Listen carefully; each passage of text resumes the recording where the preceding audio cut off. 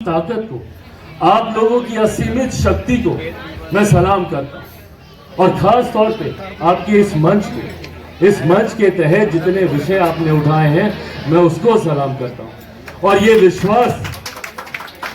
विश्वास आपको दिलाकर जाना चाहता हूँ। आज आने में थोड़ी कठिनाई मुझे जरूर हो रही थी, क्योंकि कुछ और मैं जानता हूँ इस दौरान कई कठिनाइयां महिला विकास मंच को झेलनी पड़ी, यहाँ पे आज तक झेलनी पड़ रही है। मुझे बताया गया कि किस तरीके से बैनर, पोस्टर, होर्डिंग लगाने नहीं दिए, लगे हुए को उतार दिए गए, किस तरीके से ये आयोजन सफल ना हो उसके लिए कई बाधाएं उत्पन्न करने का प्रयास किया गया। पर ये बाधाएं नहीं है, ये डर है आपका। डरते हैं आपसे, डरते हैं आपकी ताकत से। और यही कारण है कि हर तमाम तरीके की असुविधा उत्पन्न करके कैसे आपके कार्यक्रम को कमजोर किया जाए, ये प्रयास किया जाता है। माफ कर अभी जैसे ही पटना पहुंचा इस कार्यक्रम में आप लोगों के बीच शामिल हुआ। महिला विकास मंच के बारे में लंबे समय से इनके कार्यों के बारे में मुझे जानकारी है। इनकी महिलाओं के सशक्तिकरण को लेकर उपलब्धियों के बारे में जानकारी है। और आज 9 साल पूरे होने को आए हैं इस विकास मंच को। और इन नए सालों में कई उतार चढ़ाव से ये विकास मंच जूझता हुआ नई ऊंचाइयों तक पहुंचा। महिलाओं के हक की लड़ाई में सबसे अग्रिम रहने का सौभाग्य इस महिला विकास मंच को मिला। मैं जानता हूं इस दौरान कई कठिनाइयां महिला विकास मंच को झेलनी पड़ी, यहाँ पे आज तक झेलनी पड़ रही हैं। मुझे बताया गया कि किस तरीके से बैनर, पोस्टर, होर्डिंग लगाने नहीं दिए, लगे हुए को उतार दिए गए, किस तरीके से ये आयोजन सफल ना हो उसके लिए कई बाधाएं उत्पन्न करने का प्रयास किया गया। पर ये बाधाएं नहीं है, ये डर है आपका। डरते हैं आपसे, डरते हैं आपकी ताकत से। और यही कारण है कि हर तमाम तरीके की असुविधा उत्पन्न करके कैसे आपके कार्यक्रम को कमजोर किया जाए, ये प्रयास किया जाता है। पर ये प्रयास उनके डर को दिखाता है, उनकी कमजोरी को दिखाता है। और ये आपकी बढ़ती ताकत को दर्शाता है कि आपकी ताकत आज की तारीख में इतनी है कि बड़ी बड़ी शक्तियां आपको कमजोर करने के लिए, आपको असफल करने के लिए आपके सामने खड़ी हुई है। पर आज जब मैं इस मंच पर मौजूद हूं, महिलाओं की जब हम लोग बात करते हैं, सर्वप्रथम, और मैं हर मन से इस बात को कहता हूं क्योंकि मैं दिल से इस बात को मानता हूं कि महिलाओं को सशक्त करने वाला कोई नहीं हो सकता। और महिलाओं को सशक्त करने की जरूरत ही नहीं, जिनमें खुद में इतनी शक्ति है, जो इस सृष्टि का सृजन करती है, जो इस दुनिया को चलाती है, उन्हें हम लोग, और खास तौर पे हम जैसे पुरुष वर्ग के लोग कौन होते हैं सशक्त करने वाले? आप लोगों में स्वयं इतनी ताकत है। नारी शक्ति के रूप में अगर आप दैविक शक्ति में भी देखें तो एक दुर्गा माँ में ही इतनी शक्ति थी कि वो त्रिशूल को भी धारण करे और विष्णु जी के चक्र को भी धारण करे और ब्रह्मा जी के कमंडल को भी धारण करे। सिर्फ उन्हीं में ही ये शक्ति थी, नहीं तो किसी और देवता में नहीं। कभी हम लोगों ने महादेव को नहीं देखा कि उन्होंने त्रिशूल के साथ उन्होंने चक्र को भी धारण किया हो, या हम लोगों ने विष्णु जी को नहीं देखा कि उन्होंने साथ में त्रिशूल को धारण किया हो। इतनी शक्ति को अपने में समाने की ताकत सिर्फ महिलाओं में ही है। और इसीलिए मैं कतई नहीं मानता, जब ये विमेन एम्पावरमेंट की बात होती है, महिला सशक्तिकरण की बात होती है, मैं कतई नहीं मानता कि हम में से कोई भी इतना सामर्थ्य है कि आपको सशक्त कर सके। आज भारत की संसद में ही देखिए, महिला रिजर्वेशन बिल, नारी वंदना अधिनियम, वो तो इस सत्र में पारित हुआ, जो विशेष सत्र बुलाया गया। पर बिना उस कानून के बने कितनी भारी संख्या में आज की तारीख में भारत की संसद में महिलाएं सांसद बनकर बैठी हैं, अपने सामर्थ्य पर जीत कर आई हैं, अपनी ताकत पर जीत कर आई हैं और हर जगह से लड़ाई लड़कर आई हैं।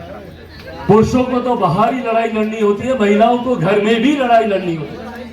मैं एक ऐसे परिवार से आता हूं जहां पे मेरी बहनें हैं, मेरी मां है, और मैं इस बात को बिना किसी संशय के कह सकता हूं कि अगर मेरे नेता, मेरे पिता आदरणीय रामविलास पासवान जी इतने आगे बढ़े और देश के इतने बड़े नेताओं में अगर उनको माना जाता है, उनके कार्यों को आज तक, उनके जाने के 3 साल के बाद भी आज तक उनके कार्यों को याद किया जाता है, तो उसके पीछे कारण सिर्फ और सिर्फ मेरी मां रही।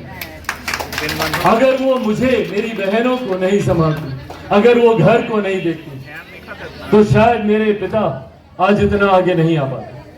और यही मेरे साथ भी, अगर वो घर पे नहीं होती, अगर मुझे इस बात की चिंता से मैं मुक्त नहीं होता कि घर को कोई देख रहा है, घर को कोई संभाल रहा है। और मुझे खुशी है कि आज जहां महिलाएं हर एक क्षेत्र में अपना परचम लहरा रही हैं, तो वहीं कहीं ना कहीं अब एक होम मेकर की भूमिका को भी वो पहचान दी जा रही है।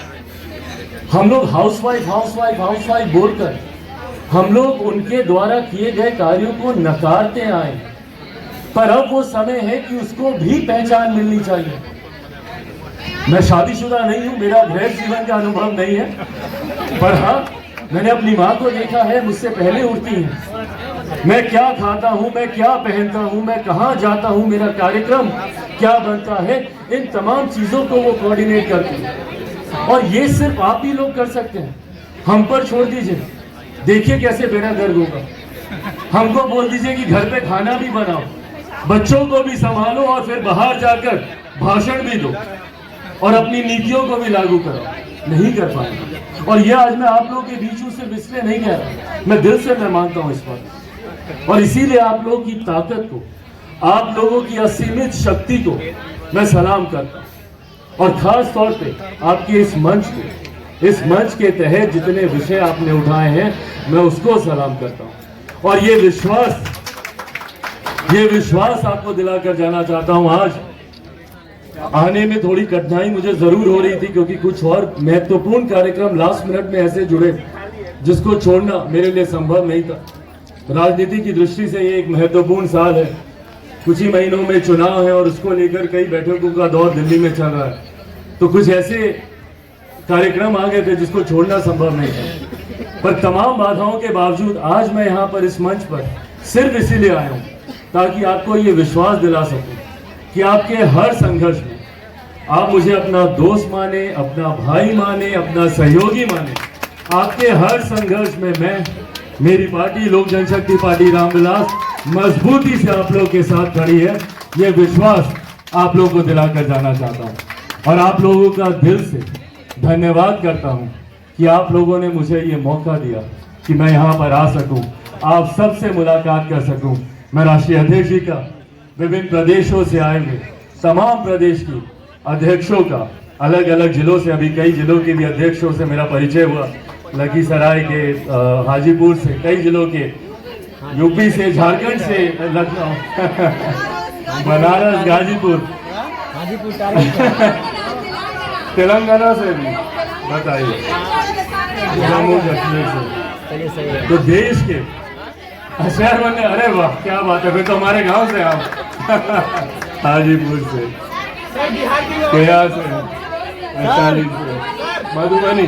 कल हम मधुबनी जा रहे हैं, कल वहीं का हमारा कार्यक्रम सर। युवा के लिए 2 शब्द। तो यहाँ पर हाँ, यूट्यूबर के लिए यहाँ पर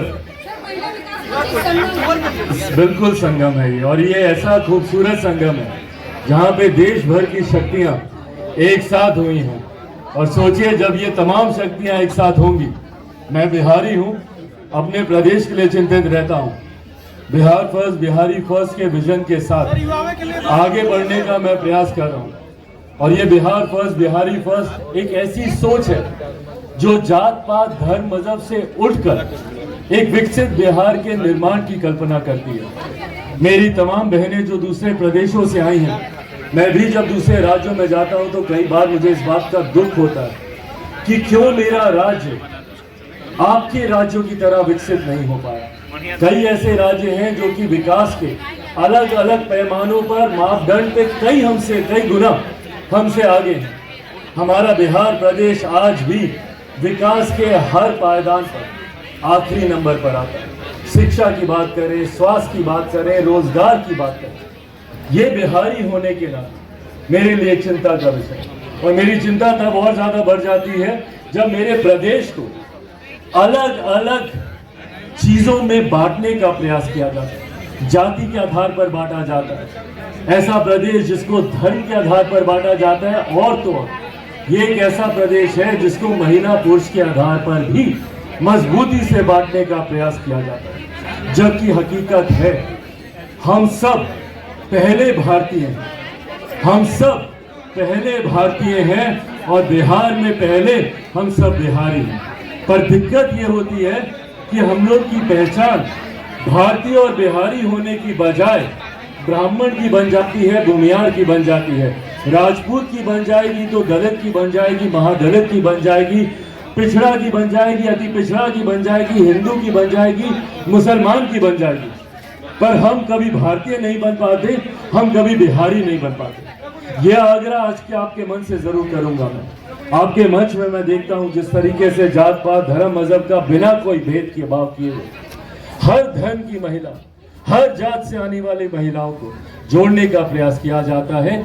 इस सोच को आगे बढ़ाने की जरूरत है कि महिलाओं को जातियों में नहीं, महिला जमात की बात की जानी चाहिए। जरूरत है युवाओं की जातियों की नहीं, युवा की जमात की बात की जानी चाहिए। और इसी सोच के साथ मैं 21वीं सदी का पढ़ा लिखा युवा हूं। मैं नहीं मानता इन जात पात धर्म मजहब की पाखंडी बातों में।